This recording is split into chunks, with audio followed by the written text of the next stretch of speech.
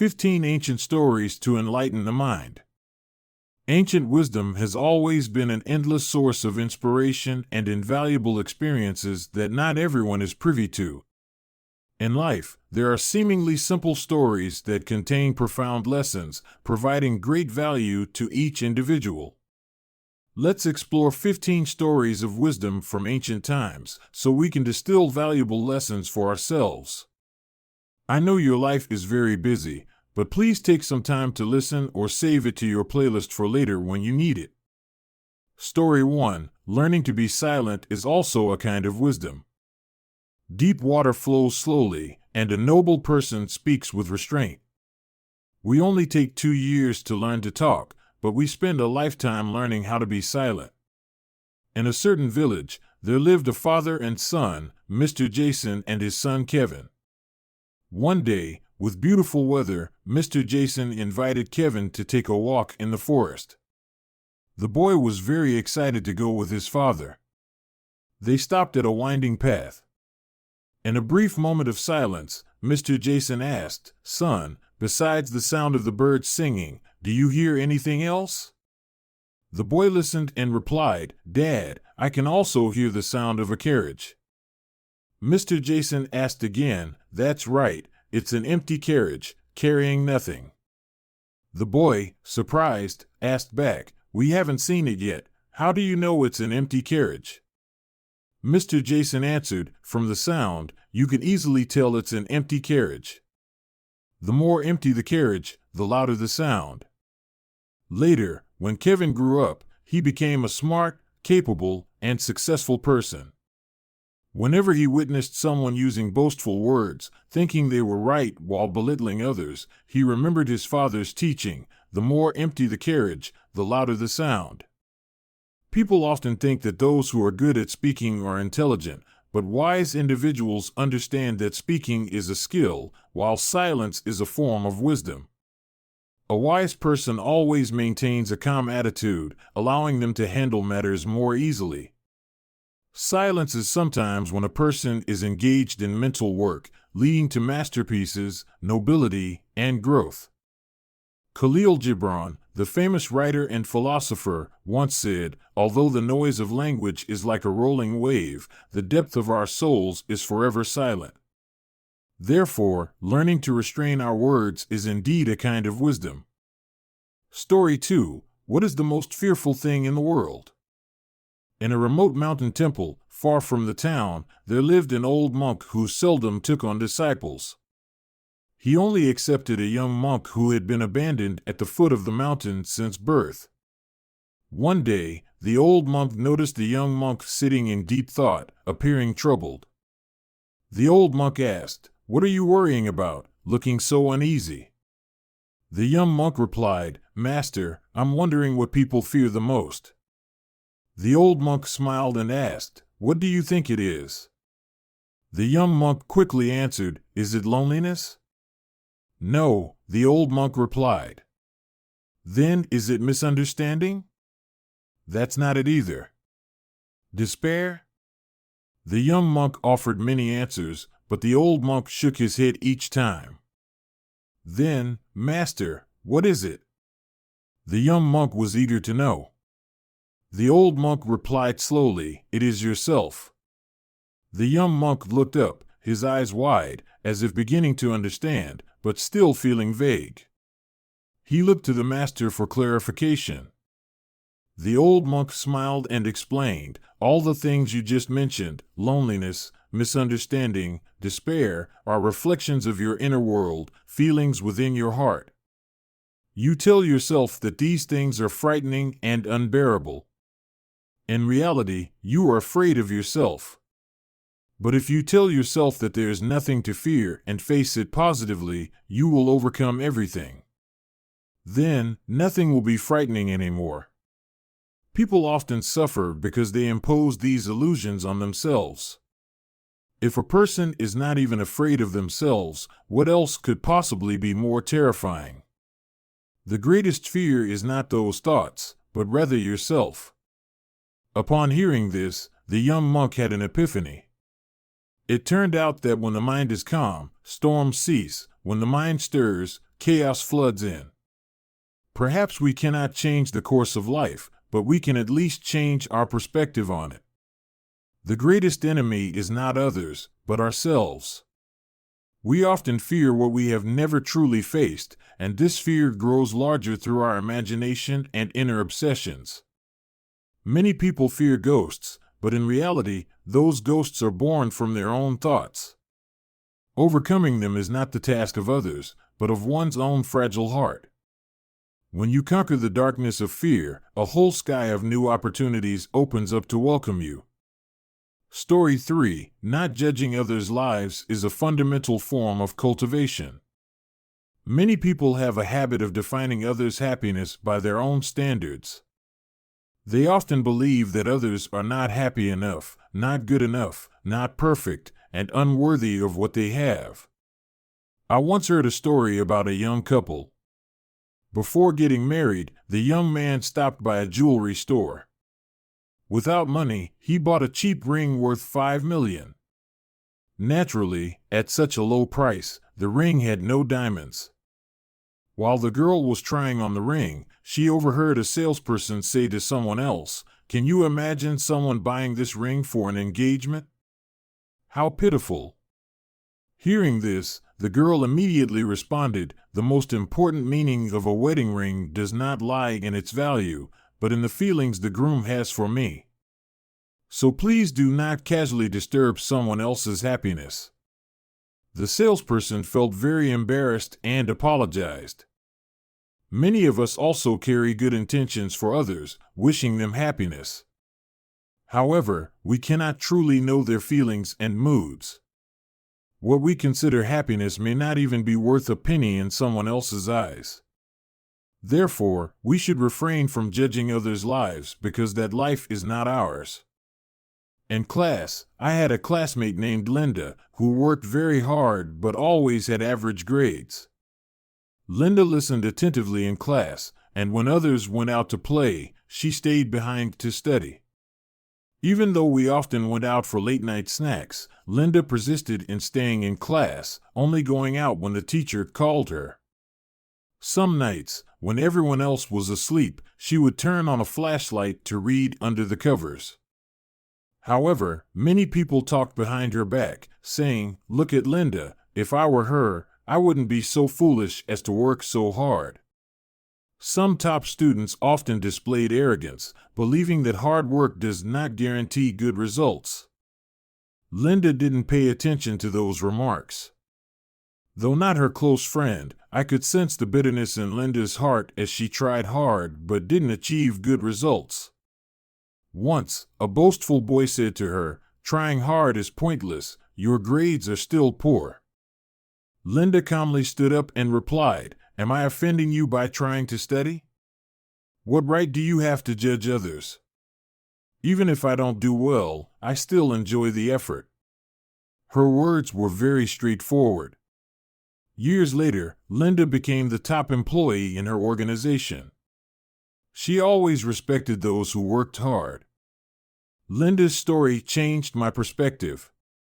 I no longer judged others' lives casually. Each person has their own definition of life. The greatest malice of a person is to impose their own understanding on others. Not commenting on others is a form of cultivation, but not being affected by others' comments is also a form of practice. Life, emotions, and everyday stories are like that. When my wife and I got married, people were not satisfied. In their eyes, my wife was beautiful and wealthy, yet she married someone with nothing like me. Her family was very progressive, but many relatives couldn't understand. Neighbors also gossiped that she would regret not listening to others' advice. Though my wife felt a bit sad, she quickly forgot about it. We built our careers together, bought our own house, and got a car. One day, during a quiet moment, my wife asked me, "If someone asks me why I married someone like you, what should I say?" I replied, "Our happiness is not in the eyes of others. They always think we are unhappy, but happiness comes from within ourselves." In reality, each person's life choices are theirs alone. Whether you find it familiar or not, that is still someone else's life. If you can ignore others' comments, that is strength. If you never comment on others, that is cultivation. Everyone has their own life journal and direction. Follow your own path, live your own life, and do what you believe brings happiness. Don't let others' perceptions guide you, they will only cause you more distress. Story 4: No amount of intelligence can compensate for a lack of morality. During a television program, a successful young entrepreneur was a guest. Before concluding the show, the host asked one final question: in your opinion, what personality trait is most important for a successful person? The guest didn't answer immediately. Instead, he shared a small story. 12 years ago, a young man had just graduated from high school and went to France to study. He worked while studying, and after a while, he discovered that the bus ticket sales in his area were completely automated. He could buy tickets without any inspection from staff, and random checks were very rare. Initially, he was excited. Being clever, he calculated that the chance of getting caught for fare evasion was only 3 in 10,000, meaning that only 3 out of 10,000 fare evaders would be caught. Taking advantage of this loophole, he frequently rode the bus without a ticket. For years passed, and the young man had graduated, holding an excellent diploma from a prestigious university in Paris. However, he soon faced difficulties. The companies he applied to always rejected him. After several rejections, he became frustrated and suspected they were discriminating against Chinese applicants. Finally, he decided to meet with the HR director of a company. When asked why he was not accepted, the director explained that while they valued his talent and sincerely needed someone like him, there was a serious issue. He had been fined 3 times for riding the bus without a ticket. The director explained that although he had talent, his lack of respect for rules and his ethical shortcomings made him unacceptable. The young man protested, arguing that fare evasion was not a big issue. But the director insisted that this behavior showed a disregard for the law and an unreliability that would affect many important decisions in the workplace. In fact, he would struggle to find a job anywhere in Europe. At that moment, the young man suddenly realized the gravity of his actions and felt deep regret. Ultimately, he understood that no amount of intelligence could compensate for a lack of morality. The director said, "Morality can often compensate for deficiencies in intelligence, but intelligence can never cover up ethical gaps." As the ancients said, when there is morality, the sun and moon shine clearly. When there is morality among people, society is peaceful. This means that when morality prevails, society remains stable. Developed countries in Europe not only rely on science and technology but also on a long-standing foundation of culture and ethics. Law and morality are fundamental to the existence and development of society, beyond mere civility. The young man learned a valuable lesson. Morality is not just a part of life, it is a decisive factor in each person's success and happiness. Story 5: Honest words require kind intent. At the company's year-end party, a male colleague noticed a female colleague wearing a tight new outfit that accentuated her curvy figure. He bluntly remarked, "That outfit is beautiful, but on you, it looks like draping a piece of floral fabric over a barrel." His comment made the female colleague angry and embarrassed, and she immediately left the party. From that moment on, she didn't speak a word to him again. Although this male colleague is kind-hearted and always willing to help others, his straightforward way of speaking has left him isolated at work. Many colleagues began to avoid him, reluctant to be close or engage in conversation. He might think he was only trying to be helpful, but those words ended up hurting others. People often say, "Harsh words but a kind heart," implying that speech can be brutal while one's intentions are good. However, let's consider the listener's perspective. Is it pleasant to receive such crude criticism? Even with good intentions, careless words can cause more harm than we realize. When giving feedback, it's essential to pay attention to how the listener will receive it. A statement, no matter how well-intentioned, can turn into hurt if not expressed skillfully. There's an old saying, illness enters through the mouth, and disaster comes out of it, highlighting the importance of how we communicate. That engineer, despite being capable and responsible, has sabotaged his relationships and opportunities for advancement due to thoughtless remarks. If he were to criticize his superiors or those in higher positions, it could lead to serious repercussions. Therefore, giving feedback or criticism requires learning and practice to convey opinions without hurting others. There is a story about Yen Tu, the Prime Minister of the state of Qi, who knew how to offer constructive criticism while maintaining integrity. When a bird keeper named Truck Child lost a beloved hawk, the king was furious and ordered his execution. Yen Zi quickly intervened and pointed out 3 major faults of the bird keeper clearly, but without harming the king's pride. Zhu Chao, you were entrusted to care for the king's bird, yet you allowed it to fly away. That is the first major offense. You risk causing the king to kill you over this bird. That is the second. If you are executed, it will show the vassals and the people that the king values birds over the lives of good officials. That is the third major offense. After hearing this, the king understood and decided not to punish the bird keeper. There is an old saying, one should chew their words 7 times before speaking, allowing time to think and find the right words that won't hurt the listener. Remember that words must align with kind intentions, and the way we express ourselves is key to fostering positive relationships. Story 6. If the heart has tolerance, right and wrong will no longer be absolute. In Eastern culture, there is a fable about a father and son riding a donkey on the road. As they passed by, a passerby criticized, "How cruel they are, look how poor and tired the donkey is." Hearing this, the father decided to get off the donkey and let his son ride. But right after that, another person criticized, "Look at the naughty son, riding the donkey while his father walks." Seeing this, the son also got off the donkey and let his father ride. But another person sarcastically said, "How selfish. The father rides the donkey while his son walks." Finally, both father and son got off the donkey and walked. Another person laughed at them, "These two are so stupid. And no one rides the donkey." This story shows that right and wrong are not absolute. Every situation has multiple aspects, and arguing about them often proves pointless. However, if there is someone with a tolerant heart, everything can be more harmonious. A compassionate and kind person will perceive things differently.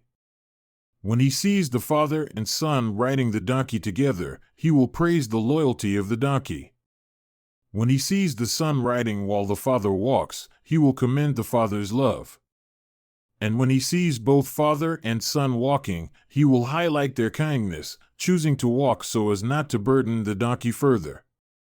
A person with a tolerant heart will always see the good in every situation, leading to conclusions that are completely different.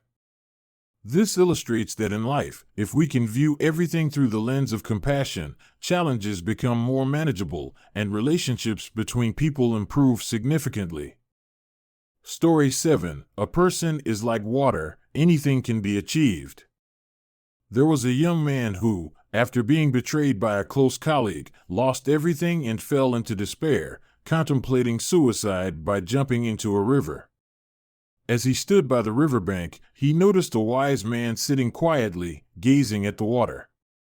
The young man approached and poured out his heart, sharing his pain. The wise man smiled, took the young man home, and instructed him to retrieve a block of ice from the basement. Confused but compliant, the young man did as he was told. When he brought the ice block out, the wise man told him to use all his strength to chop it. The young man picked up an axe and swung it down with all his might, but it only left a scratch on the ice. Breathless, the young man said, "This ice is really too hard." The wise man said nothing, but placed the ice block in a pot and increased the heat. Gradually, the ice began to melt. He then asked, "What have you learned from this experience?" The young man replied, "The way I tried to deal with the ice wasn't right." The wise man shook his head. The young man felt awkward and sought guidance. The wise man then said seriously, "What I want you to see are the 7 stages of life. Resilience, ice, though water, is hundreds of times harder than liquid water. In a freezing environment, a strong will is demonstrated. Collective strength, air, is invisible, but when gathered within a certain space, it can generate tremendous power. Tolerance, water cleanses all things, accepting without complaint, and gradually purifies itself as well. Flexibility, water can rise as clouds and fall as rain, adapting to every circumstance. Kindness, even when cold, it has a compassionate heart, avoiding conflict and embracing everything. Generosity, a selfless heart that helps others without expecting anything in return. Retreat, water can exert power but also knows when to retreat, not clinging to attachments. Upon hearing this, the young man was enlightened and thanked the wise man for the valuable lesson. He understood that success is not only determined by ability but also by one's perspective and approach to life, much like water, flexible, tolerant, and always adapting. Story 8. Who is truly happy? There was a household that kept a buffalo and a dog. The dog lived inside the house, while the buffalo was kept in the barn. Every day, the buffalo plowed the fields from morning till evening, while the dog simply lay by the gate watching over the house. One day, when the buffalo returned home, exhausted and panting, the dog wagged its tail and stopped to ask how it was doing. The buffalo, feeling weary, sarcastically replied, "No one is happier than you, just eating and lying around." Upon hearing this, the dog felt sad. "Though you work hard, you have a schedule, you go out in the morning, return in the evening, and get to rest at night. You can roll over and sleep peacefully. I may seem idle, but I can never truly relax. I lie down, but my heart is never at ease, always on guard. If I fall asleep and a thief comes, I might not survive." The buffalo, feeling sympathetic, said, "Yes, we both suffer. Perhaps only the birds in the sky and the fish in the water are truly free and happy." A nearby sparrow overheard and responded, "You don't know, we have our own struggles too. Although we are free, we are always busy searching for food and facing dangers, risking our lives at any moment. You may feel confined, but you don't have to worry about shelter or food. Truly, you are the ones who are fortunate." The buffalo and the dog sighed, realizing that no one is completely happy. Each person and creature has their own burdens. People often admire the happiness of others, but if they reflect, they might see that their own lives are also envied by others. In reality, everyone is living in happiness, it's just that happiness may be perceived differently by others. Creating a joyful life is actually quite simple. You just need a simple way of living and a heart full of gratitude. Living genuinely and simply is the key to joy. Instead of being preoccupied with desires, learn to be grateful and content with what you have. By reducing our cravings, we will feel sufficient. As a poem suggests, what is enough? Living a peaceful life is enough. Whether 2 wheels or 4, being able to go is enough. Whether little money or much, having enough to eat is enough. Whether beautiful or plain, being pleasant is enough. Whether young or old, as long as we are healthy is enough. Whether rich or poor, harmony is enough. Whether big or small house, having a place to live is enough. Whether designer or not, being able to wear is enough. In reality, everyone is living in happiness. It's just that happiness may be perceived differently by others. Creating a joyful life is actually quite simple. You just need a simple way of living and a heart full of gratitude. Living genuinely and simply is the key to joy. Instead of being preoccupied with desires, learn to be grateful and content with what you have. By reducing our cravings, we will feel sufficient. As a poem suggests, what is enough? Living a peaceful life is enough. Whether 2 wheels or 4, being able to go is enough. Whether little money or much, having enough to eat is enough. Whether beautiful or plain, being pleasant is enough. Whether young or old, as long as we are healthy is enough. Whether rich or poor, harmony is enough. Whether big or small house, having a place to live is enough. Whether designer or not, being able to wear is enough. Story 9. True love is not causing harm to others. Love is like cotton and a tile. Too hard can lead to breakage, while softness and humility can sustain lasting happiness. A young man frequently argued with his newlywed wife. He felt regret and believed he had made a wrong choice, even considering divorce. When he confided in his father, the father asked, "What are your wife's strengths?" The young man hesitated and admitted that she had qualities before they married, but now he couldn't see any. His father then asked, "What about your own strengths?" The young man paused, unsure of how to respond. The father went outside, holding a tile and a piece of cotton, and asked, "Which is harder?" The young man quickly replied, "Of course, the tile." The father dropped both items from a height. The tile shattered into pieces, while the cotton fell gently without any damage.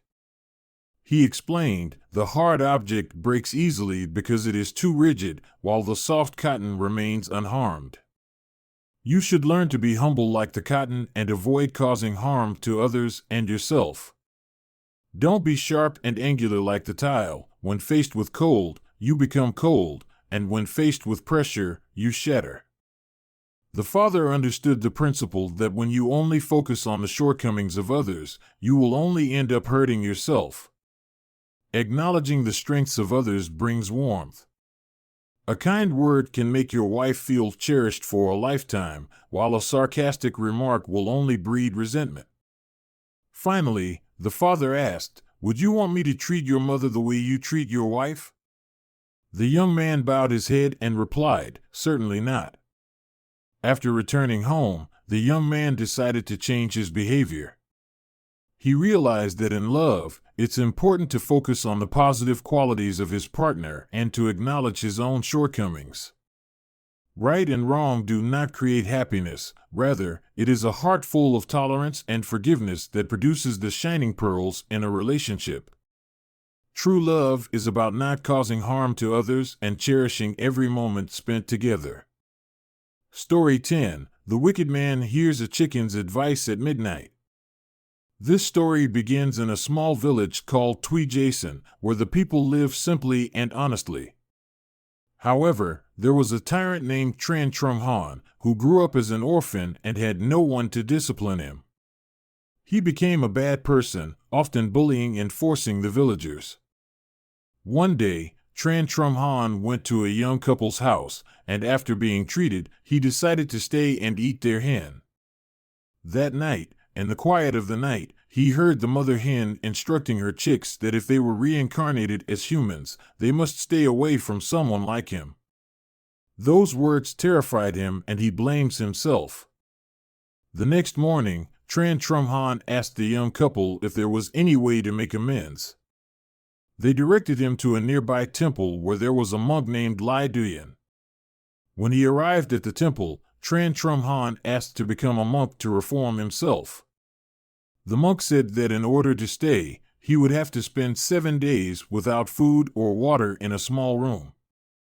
Han was determined to take on this challenge, and after 7 days, he became a completely different person. He was willing to do any hard work and was not afraid of hardship. Winter came, the food in the temple was running out. Seeing this, Tran Trum Han asked the monk for permission to go down the mountain to ask for food. Although the monk was worried, he was determined to go. He braved the snowstorm, and in the end, the people saw his change and happily gave him food. On the way back, he met a hungry tiger. The tiger threatened to eat him, but Tran Trum Han asked to carry the food back to the temple first, promising to come back to feed the tiger. The tiger temporarily believed him and allowed him to go. When Tran Trum Han returned to the temple, he said goodbye to the monk and walked out with a calm mind. When he stood before the tiger, a miracle happened. The sky was bright, and he was fulfilled and ascended to heaven. The monk looked at that scene and realized that Tran Trum Han had practiced for many lifetimes. He just needed a chance to turn around. If an evil person can turn around and become a good person, then that is the Buddha nature that has emerged. In this world, the most precious thing in life is to know how to recognize right from wrong, distinguish good from bad, and let go of the devilish nature in the heart. Then people can reach the shore of enlightenment. Turning around is the shore of salvation and happiness. The 11th story, a healthy relationship. This story emphasizes that a healthy relationship should not be affected by trivial matters. A famous saying goes, the highs and lows of life are not determined by how many things you can see clearly, but by how many things you can overlook. During a business trip, my colleague and I encountered an awkward situation. We were sitting in a car on the way to the airport when suddenly a person jumped out from the sidewalk. The driver had to brake abruptly. Fortunately, no one was injured, but the person sat stubbornly on the ground, insisting that our car had hit him. It was clear we had run into a scammer seeking money. Although provoked, I advised my colleague not to argue with him, as it wasn't worth their time and mental energy. They needed to focus on more important things. I also shared a story about a relative who had caused trouble within the family but later regretted their behavior. Often, minor arguments between family members can lead to deep emotional wounds. The author advises people to avoid small conflicts with family, as these can erode precious relationships. I also recounted a football match between two business partners. Despite disagreements about their favorite teams, I chose to remain silent and not argue. This not only maintained harmony but also showed respect for the partner. Finally, the story highlights the importance of not being too calculating in love and work. It encourages people to reconcile and love each other more, without letting trivial issues harm their relationships. Learning to sympathize and compromise during conflicts is essential. Life is too short to overthink every detail, and the bonds between people are the most precious thing. The 12th story, a person must have integrity. This story revolves around a family living in difficult circumstances. Mia's father worked as a driver for the owner of a stock exchange, earning a salary barely sufficient to cover their living expenses. Despite their poverty, Mia's family still helped those who were worse off. Mia's mother always reminded the family that a person must have integrity and not succumb to hardship. She believed that having integrity was a valuable form of wealth. One day, Mia's family unexpectedly won a car in a lottery, something they had never imagined. However, Mia's father refused to let him sit in the new car, which confused Mia. When they returned home, Mia's mother explained that his father had been thinking about the ethical issues surrounding the prize. Mia was very upset and couldn't understand why his father was so concerned. Mia's mother showed him 2 lottery tickets with special numbers, revealing that the car was actually meant as a reward for his father's boss. Although the boss didn't need the car, Mia's father still felt it wasn't right to keep it. The next day, when the family went on a picnic in the new car, everything seemed perfect until Mia's father was fired for accepting the car. Mia suddenly woke up, realizing it was just a dream. He finally understood why his father hadn't let him ride in the car that day. His father needed time to reflect on what was right and wrong, what should be accepted, and what should not. After a phone call in the afternoon, his father gave the car to his boss's assistant.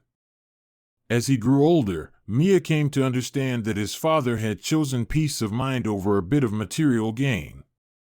The story highlights that money isn't everything, and a person's integrity is the most valuable wealth. We should not let material possessions control our lives, but instead allow moral values and sincerity to guide us. The 13th story, Letting Go, is self-liberation. This story emphasizes the importance of letting go in life. It begins with a high school girl who experienced the pain of losing her mother and couldn't overcome her grief. Despite her friends' efforts to comfort her, she continued to cry and live in despair. The class teacher used a cup of water as an illustration. He asked the students about the weight of the cup, but then emphasized that the important thing wasn't its weight, but how long one held it. Holding the cup for a minute was fine, but holding it for too long would make it feel heavier. He explained that holding on to pain for too long only makes it increasingly burdensome. From this, the girl realized that crying wouldn't help her release her sorrow. The story continues with another example from the time of Buddha Shakyamuni. A Brahmin offered flowers to the Buddha, and when asked to let go, he put down the vase. However, the Buddha said, "Let go again." The Brahmin was confused as to why he still needed to let go when he was no longer holding anything. The Buddha explained that letting go is not just about giving up material possessions, but also about releasing mental attachments like greed, anger, and delusion. Many people in modern society live under stress, struggling to hold on to what they have without realizing that happiness doesn't come from material things, but from inner peace. The Buddha taught that suffering stems from greed and attachment, and that letting go is a key wisdom to achieving happiness. The 14th story, Character Determines Success. This story asserts that a person's character, particularly patience and endurance, plays a crucial role in determining success or failure. Two people on a mountain were taught by a sage how to brew a rare elixir. They went through many hardships to gather the necessary ingredients, including rice, spring water, and lotus leaves, and had to wait 49 days, plus 3 rooster crows, for the brewing process. As the 49th day arrived, their anticipation and excitement were at their peak. The first rooster crowed, but as they waited for the second, one of the two couldn't remain patient any longer and decided to open the pot before the designated time. As a result, he found only a murky puddle. Meanwhile, the other person persevered, waiting for the third rooster crow, and received the precious elixir. The story highlights that many people succeed not merely because of hard work or intelligence, but more importantly due to persistence, endurance, and the ability to wait. Sometimes, success comes after just a little more patience, whether it's a year, a day, or simply one more rooster crow. The lesson here is that patience and resilience are the qualities that help us overcome difficulties and achieve success in life. The 15th story, Keep a Kind Heart. This story emphasizes that a person's mindset greatly affects how we experience life. When we keep a heart full of kindness, live selflessly, and practice forgiveness, we will perceive the beauty of life. Conversely, if our hearts are filled with hatred, jealousy, and negativity, we will only see ugliness and sadness. The story begins with a herdsman who had a donkey and a mule. On their journey, the donkey, exhausted from carrying too much weight, collapsed. It asked the mule for help by sharing some of the load, but the mule refused. As a result, the donkey died, and the mule had to carry all the load alone. This shows that refusing to help others can ultimately lead to suffering for oneself. Another story is about two monks. One was reincarnated as a county official, while the other continued his path of spiritual practice. When they met, the official mocked the monk, but the monk remained unfazed. The official later shared this with his wife, who smirked and said, "You've already lost to the monk. Your mind is so small and narrow that you see everyone else as bad, while the monk, with his kind and pure heart, sees everyone and everything with compassion and generosity." Upon hearing this, the official realized the narrowness of his soul and decided to change, becoming more generous and loving. This story teaches that a positive mindset will help us see everything in the best light. Lao Tzu once said, "Compassion is like water, and the virtuous are like mountains." When the mind is calm and pure, everything appears beautiful. Keep your heart peaceful, let go of resentment, and look at life with a positive perspective. This will help you live a happier and more peaceful life.